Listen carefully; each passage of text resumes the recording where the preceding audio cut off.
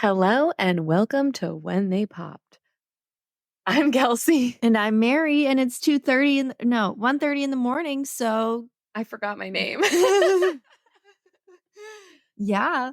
We're still reporting live from Cancun. We are on our last and final night here. We just got back from the after party, which came after our 30 for 30 set, which, if you guys have listened at all, you know we were so excited for. We were campaigning for some songs to make it on this set list, and they only announced a couple beforehand. So it was a total and complete surprise to us. Mira and I kept looking at each other in between transitions. The boys would have fun little lead-ins that would tee up each song, and we'd be like, oh my God, it's coming. And we'd be like, oh my God, are you fucking kidding me? Because we would be mad because almost half of the set list was songs that we heard 2 nights prior and many nights prior at the DNA concert because they were DNA songs. So, Kelsey, I need to know. We did an entire episode imploring fans and listeners not to vote for DNA songs and explaining why. Do you think this was fan error? This was a rigging. What do you think this was? I don't think it was rigged because even the boys themselves were like, there's a lot of repeats in here. Like, I think they think we're dumb. It was dumb. It was dumb. They must have been like, wow, like, we're just going to do DNA again. So you guys really like I Want It That Way. Yeah, people voted for I Want It That Way. That's not a joke. And not even the old original lyrics that made sense, the alternative to the Max Martin lyrics, like just the one we all know, the one we've all heard a million times. They closed with that before the encore. They did that as the last song before the elephant in the room, before they came out. And I mean, Kelsey, does getting Bad Boy, if you want it to be good, girl, get yourself a bad boy, the elusive unicorn song that it is, like, take some of the sting away? Yes, I think it was all worth it for that song. That song and 10,000. No, not for me. Oh my God. Oh, Just Want You to Know. Just Want You to Know. Oh my God, I literally can't think right now. Yes, Just Want You to Know. And if you wanted to be a good girl, get yourself a bad boy. It was like worth it for me in that. And Siberia. We got Siberia. Mary, what were your thoughts on Siberia? Because I know that song is also very special to you. It was good. I thought it was very good. I still Just Want You to Know. Those were my big ones. I had really high expectations for this set list, and we were getting songs off of like This Is Us, which is like an album that I refuse to acknowledge, more or less. Oh, I went to that tour. Well, I'm sorry. But also they didn't even get not one single freaking song from Unbreakable. I had like maybe 4 Unbreakable songs on my top 10. Like it was disappointing. I still think it was worth it. And it was still fun. And it's still fun to go to hear those old favorites again because we could just be in the moment. We weren't focused on like getting a video or a photo of someone. We had really great view and they were, I don't know, the vibe of the boys just seemed really good and happy and light. And I think just the experience of being there, it felt more like a dance party of everyone than like a serious concert like DNA is. There were a couple songs though will say we were all standing there and like I was looking at the people around us and everybody was like looking around like, show yourselves. Like, who did this? Like, why are we listening to All I Have to Give again? So the girls, we befriended the girls behind us and they started playing Show 'Em What You're Made Of, which if you remember, I put on my top 10 because I think the harmonies are so beautiful. And they were like, oh my God, who voted for this? And I turned around and I was like, I did. And then afterwards she was like, holy shit, that sounded amazing. I was like, I know. And they projected the music video behind them, which you may also recall I called out in our episode because I was like, this is the one where Brian takes his shirt off. He did not take his shirt off this time, but Howie did do a fun little skit where he was wearing like a fake 6-pack underneath his shirt, and he pretended to open his shirt like he did in 1997 when he performed My Heart Stays With You, which is a song that is newish to me when I was doing research for that episode. I didn't know that one at all. I knew Kevin's song. I knew Nobody But You. It was like a Kevin solo song that it's a decent song, but I just couldn't believe we were voting for solo songs. I was shocked and awed, but for the 4 or 5 songs we did get, it made it worth it. I was gonna say one other thing, but I don't remember. And once again, this episode is unedited and uncut because it is 1:30 in the morning and we've walked. I looked, we're at 20,000 steps already. Oh, well, God. and it's the next day, so we've been busy. They told a lot of fun stories about Max Martin, which I totally didn't expect. And they're like, Max is like all over our albums, like especially Never Gone. He's always like doing background vocals and like little things that you would just never. They just seem to give him a lot of credit tonight for their like success. And they said stuff we already knew, Kels, but I just was surprised and excited to hear him get such a shout out tonight. Mary, I was going to ask you, because I thought of this when they kept bringing him up. AJ was like, we left Max's voice in some of the choruses of our songs. Do you know what Max Martin's voice sounds like? I hear he's in Taylor Swift songs too. Like he'll do like background vocals and stuff. But like, could you identify Max Martin's voice? No, not on their tracks. Right. Because I'm sure it's very, very subtle. And like, I still don't think I know what he sounds like. Like, I don't know if I heard a singing voice, I'd be like, oh, that's Max Martin's voice. No, I don't think I could either. So that just made me think like, oh my God, he's like the 6th Backstreet Boy. That they kind of gave him credit as that, more or less. Totally did. And then they also, of course, alluded to the Howie fart in that the call. Oh yeah, we got the call again too. Oh yeah, we got the call again, but whatever. It's fine. Okay, so that was 30 for 30. It was also, wait, they messed up a lot. Nick messed up a lot. He messed up Bad Boy lyrics. He transitioned the wrong song. Brian messed up Show Me the Meaning of Being Lonely and came in early, and they did it like 3 times to make up for it. Hilarious. Also, Nick's mess up was he gave away that there was going to be an encore because he read the set list incorrectly, and he was like, oh yeah, that's the way I like it or whatever. Yeah. And it was the encore. So then they left and we were like, okay, obviously there's like more to come. And we were all standing there. Everybody was like devastated. They're like, okay, we're wrapping. Because they did I Want It That Way, I think is the final song. And they're like, all right, goodbye. And everybody's standing there like stunned. Because I think we all collectively agreed that we were going to vote for one specific song.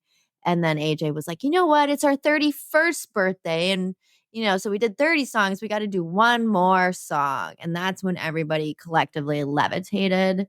And you heard the and the rest is history. We got the unicorn. It really was amazing. We posted a really funny reel of Nick just like not knowing what to do with himself. So make sure you check that out. Also, speaking of Nick, he liked one of our videos and commented on it. Yes. Tonight was the pajama party theme, and you can probably tell Mary and I put a lot of effort into our look. We made a fun little Kevin eye mask. Oh my God. Room service is here because our AC broke, you guys. It's 1:30 and our AC is broken. Brief pause. And we're back. So the air's working. The air conditioning is working again. Hurrah for our 3 hours of sleep that we're going to get. So let's rewind to day 3 of Backstreet's Back at the Beach. We had 3 events plus a Jason Derulo concert. So I want to start with some of the events. Going in chronological order, first was Singled Out, which was a fun little game show. I was actually really impressed by how personalized they made this game. I don't know. We were too young to watch that show, Singled Out. Like, I think it was on MTV or something. But it's basically like the honeymoon game. Like, you have to try to guess what this person, like a Backstreet Boy, would answer. If you guess correctly, you go into the next round. And then everyone ended up with like one partner. And then they did these fun little games on stage. And then there was like a king and queen or king and king. Nick and his male partner ended up winning. Yeah. And it was so cute. They had, for like AJ's, they had them design a tattoo, and whichever one AJ picked, they were the winner. And AJ was like, I'm going to get this actual tattoo on my body. I'm curious if that was just lip service or if he's actually going to do it. And it was a Backstreet Boys tattoo, the one that won. And he was like, believe it or not, I actually do not have a Backstreet Boys tattoo to date. And so I thought it was really cute that he picked that one. Brian's, I think, was basketball related.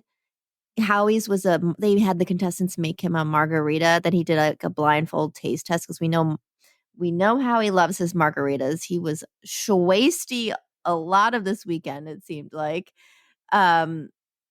Nick's was like a Nintendo game that they had to kind of freelance because Nintendo game, it was Mario Kart. Whatever. Nintendo game. I didn't grow up playing that, so well, they couldn't get the tech to work, so then he was like, okay, I have an idea.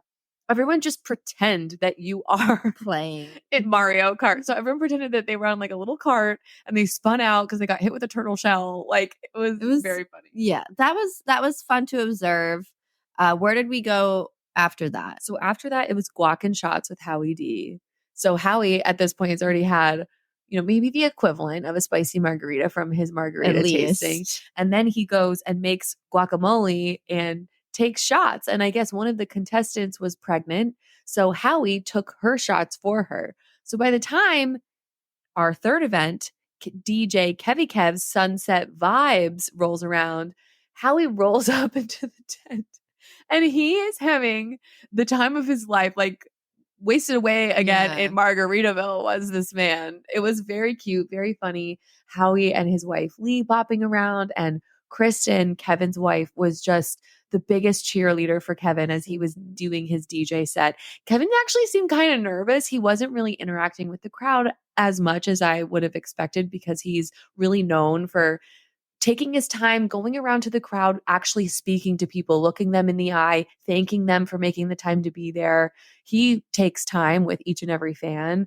So I think he was really nervous about this. He seemed to be stressing and like calling like tech support over to make sure he, that was working right. I know that event was very important to Kelsey, who is a later in life Kevin girl. And I think we were a little disappointed about how that event kind of went. Yeah, we have some commentary and critique for the event organizers. I think everyone's just really excited, and it was a small venue, which was cool. I mean, we were really close. We had a great view. But yeah, we waited in line for a long time for that one.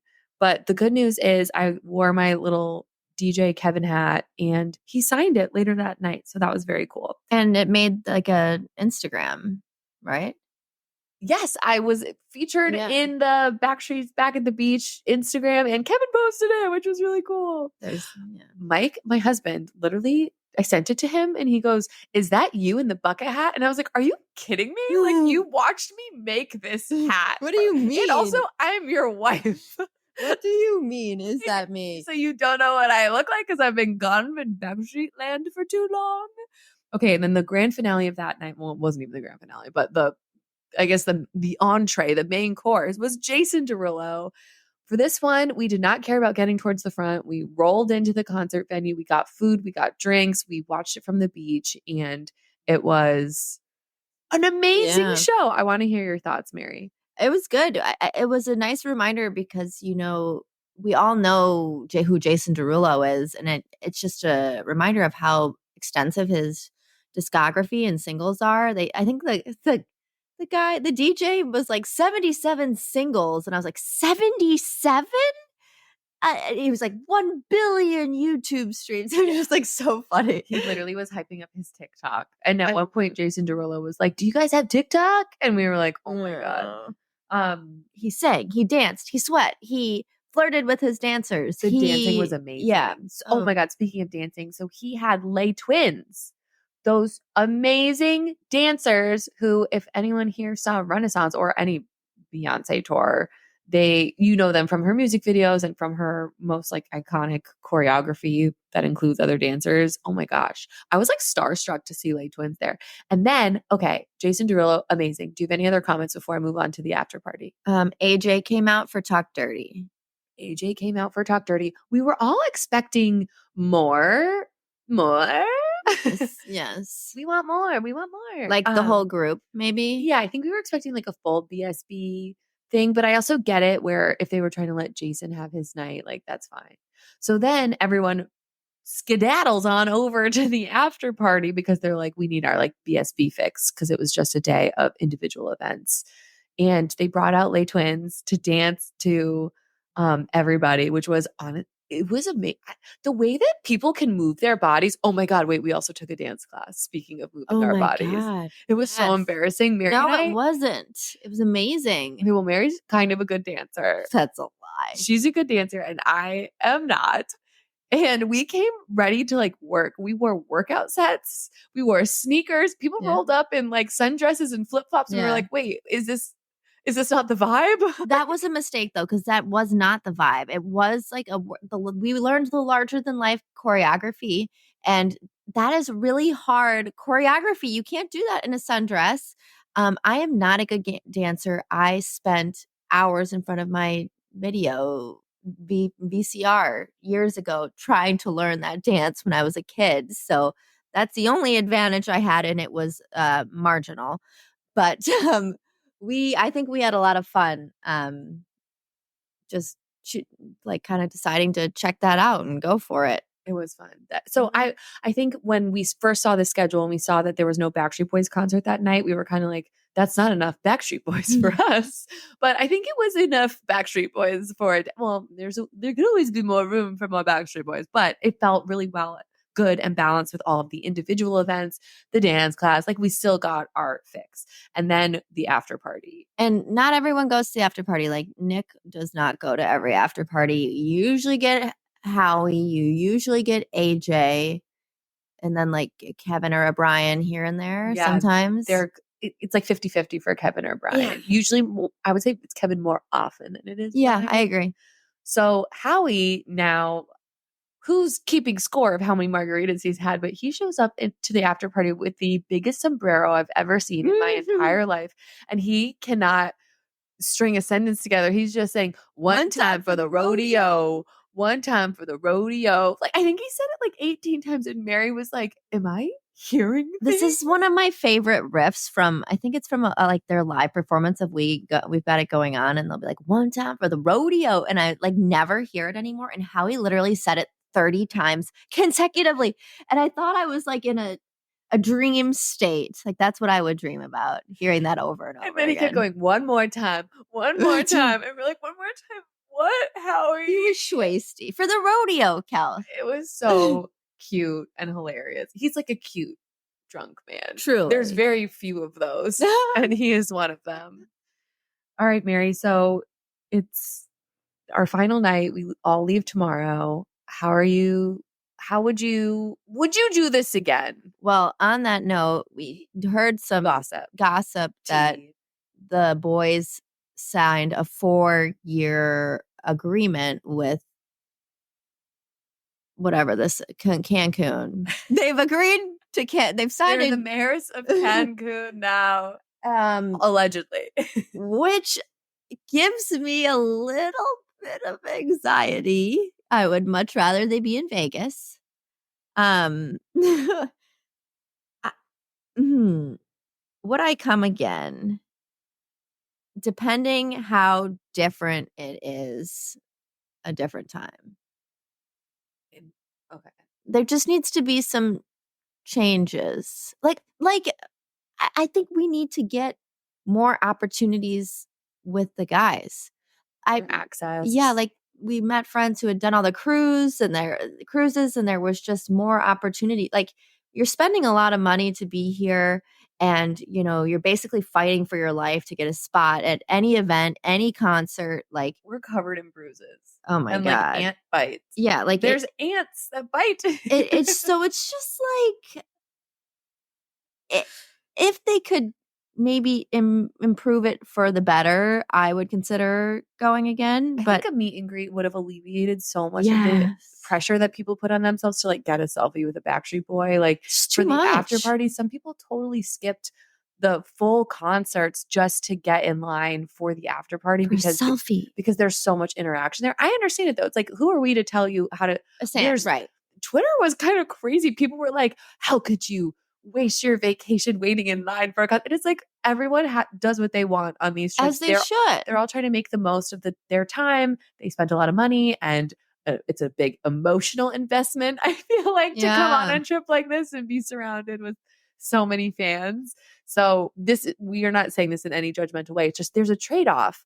If you want a selfie, then you have to skip a concert. Mary and I really valued hearing the live music and getting that concert experience of all five boys and knowing that we'd have all five boys directly in front of us versus maybe two or three at an after party. So, but it's unfortunate that you even have to make a trade-off. So I feel like if they had a meet and greet opportunity for everyone who comes, then you get your amazing photo and you can stop some of the pit moshing in the non-friendly way. And I feel like, we've been fortunate, and Kelsey, like, or I can speak for myself. I just saw AJ and got a picture with him like a month ago. I did a meet and greet with Nick 5 times this fall. Like, I was like, I didn't feel like I had to go risk it all I literally left the after party early. I was like, I can't like wrestle people tonight because it should, but I understand why other people are. Yeah, I totally get it. It is fun. You get to see their little interactions with each other. And it's just such a unique experience. This is like the only place where you'll see them like riffing like that. There's just so many